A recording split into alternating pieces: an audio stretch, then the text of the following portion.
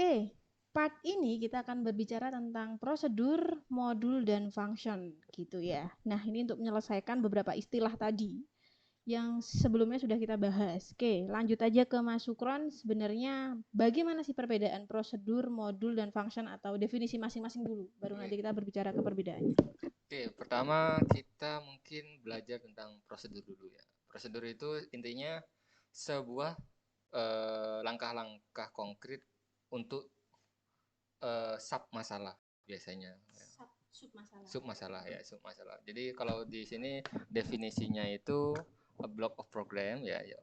Jadi kode, barisan kode ya, yang berisi tentang komen lah, kode sama komen hampir sama lah, berisi tentang kode-kode untuk melakukan tugas tertentu ya, hampir seperti algoritma tapi pendefinisiannya lebih ke kode ya, itu seperti itu. Di situ ada banyak sekali tipe tipe prosedur ya. Kalau dari materi ini itu ada yang pertama tuh ya prosedur ya, kita tuh sebutnya prosedur. Kalau di sini sub prosedur ya. Terus ada function prosedur, ada event prosedur, ada prosedur property. Mungkin ini sebenarnya saya tidak pakem sih, tidak pakem penamaannya. Kalau saya lebih suka semuanya dipanggil sebagai prosedur. Oh gitu. Ya, Jadi tapi tadi waktu kita contoh untuk penjumlahan bilangan tadi itu maksudnya pakainya event ya. event Ya, prosedur ya, karena diklik berarti langsung baru ya. jadi gitu.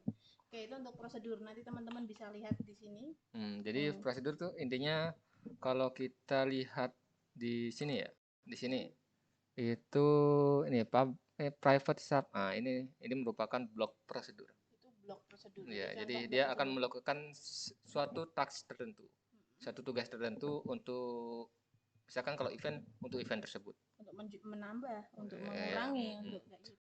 ada yang prosedur tidak terkait sama event. Misalkan kita namanya, misalkan kita butuh suatu fungsi, fungsi untuk mengkalkulasi logaritma, misalkan ya, pakai metode numeris, misalkan seperti itu ya. Nah, di situ misalkan, Contoh yang susah ya. ya, misalkan seperti itu ya. Jadi kita klik suatu button, terus event prosedurnya dipanggil, terus di dalam event prosedur itu dia manggil fungsi yang kita definisikan tersebut. Oke, itu untuk prosedur Ya, gitu ya, Dek prosedur. ya. Sekali lagi coba slide-nya ditampilkan, Mas. Ya, itu Oke, prosedur. ini untuk prosedur ya. Nah, kemudian kita juga mengenal, kayaknya kemarin sudah dikenalkan dengan istilah modul. Oh ya, Modul itu seperti apa dan bedanya dengan prosedur itu apa? sebenarnya kalau saya definisikan modul itu, kalau di sini ya, di sini ya, di sini paling gampang sih gini. Modul itu adalah kumpulan prosedur, ya, kumpulan prosedur yang dijadikan satu ya, sehingga kita bisa menggunakannya di program lain. Di program lain, Iya. berarti kita bisa memanggil modul tersebut. Iya, jadi ada prosedur-prosedur yang udah dijadikan di kelompok-kelompokkan nih. Misalkan prosedur untuk koneksi database di sebelah sini. Terus prosedur untuk menampilkan data ke layar sebelah sini. Berarti nanti waktu kita Mau bikin program baru, misalkan kita udah pernah bikin prosedur ini, dikelompokkan jadikan modul, terus bisa kita panggil di program yang lain. Pemanfaatan aja. Jadi perbedaannya kalau prosedur tadi kan berarti sebuah prosedur itu sebuah langkah ya. Langkah. Sebuah langkah. Kalau modul itu prosedur yang terkumpul jadi satu. Iya, istilahnya kalau di bahasa pemrograman lain mungkin library mungkin ya. Library. Ya. Kalau di pemrograman lain. Ya, tapi saya lebih suka library sih. Jadi kita pakai aja kode orang yang udah pernah dibuat. Jadi misalkan untuk apa? Kalkulasi perkalian matriks kan kita harus misalkan A1 baris 1 dingin kan, itu udah ada orang yang buat, kita pakai aja. Oh, itu berarti namanya modul ya. Iya, modul. Oke, gitu deh contohnya. Bahasa lain mungkin ada modul, package, library. Itu cuma beda istilah aja, tapi intinya sama-sama kumpulan prosedur. Oke, selanjutnya apa? Mungkin ini cuman istilah-istilah yang ada di VB ya. Ini Mungkin istilah yang di VB. Jadi untuk VB sendiri ada beberapa istilah modul gitu ya, kelas modul, user control, property pages, user document gitu. Ya. Jadi kita biasanya yang disediakan oleh VB kita tinggal panggil aja.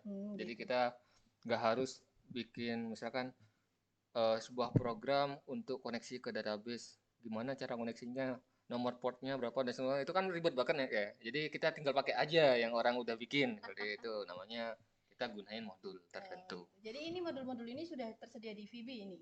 Ini apa sih, IIS atau Iya, IIS? IIS. IIS. Ya. Di HTML ya, beda bahasa. Ini IIS itu artinya dingin.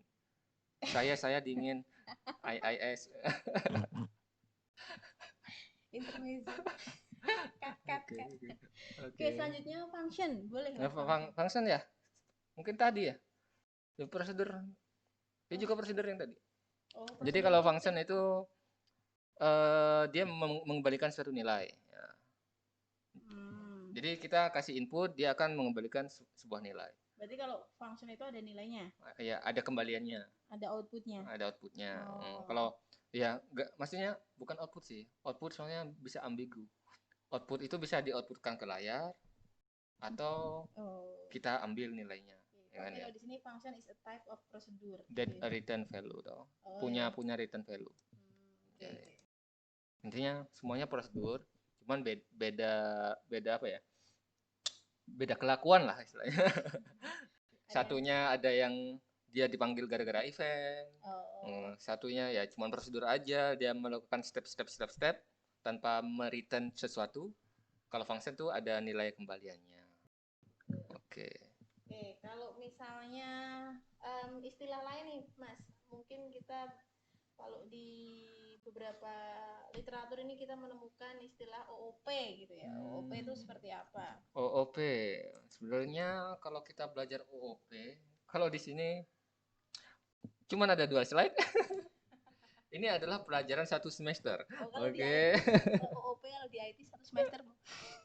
Di kita 1 menit. Oke, gampangnya adalah gini. Semua program kita direpresentasikan sebagai suatu objek. Sebagai suatu objek. Ya, contohnya di VB, form itu adalah objek. Nah, dalam form itu ada metodenya. Oh iya. Ya, itu ada metodenya. Terus ada event. Event sama metode sama lah. Sebenarnya sama. Kalau menurut saya basicnya sama, cuman kelakuannya beda. Jadi ini ya, event itu gara-gara dia terjadi suatu event. Dipanggil. Gara-gara diklik, gara-gara diapain gitu. Ya, metode itu misalkan saat event button ya, suatu button A ya, diklik kita bisa panggil metodenya si form ini. Form ini punya metode form.hide, dia akan sembunyi apa? Hilang. Move berarti pindah seperti itu ya. Terus ada lagi property. Property itu adalah nilai dari form tersebut. Misalkan namanya form itu namanya form 1, biasanya kan kayak gitu ya. Atau kalau kita ganti namanya, misalkan namanya kalkulator. Nah, kalkulator form misalkan bisa. Terus ada warnanya apa, bordernya pakai apa dan seterusnya. Intinya seperti itu. Jadi ini adalah objek, dia punya metode sama properti. Ya. Terus object oriented programming itu? Ini. Jadi isinya jadi kita cuman ada objek ya. Terus dalam objek itu ada metodenya. Metodenya itu nanti bisa prosedur ya. Prosedur banyak itu bisa menjadi suatu metode di suatu objek tertentu. Oke. Terus ya sama properti sudah. Jadi kan kita kalau yang kita kerjakan sebelum-sebelumnya itu nggak jauh-jauh dari 3 ini toh.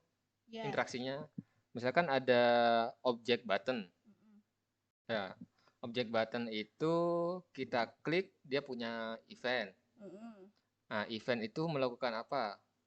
Ambil dari form, formnya punya anak lagi, anaknya namanya text ya, text box, ambil nilai text box, dan seterusnya. Jadi interaksinya gini, udah. Tapi yang kelihatan objeknya itu. Iya, jadi representasi objek. Kontranya dari OOP itu adalah namanya procedural programming. Ya. Apa itu? Seharusnya kita belajarin dari prosedur dulu baru ke OOP. Oh ya, sudah. Oke. Itu teman-teman untuk sampai di sini untuk part ini kita sudah selesai semua istilah. Nanti akan lanjut ke part lain. Tetap semangat belajar ya. Oke.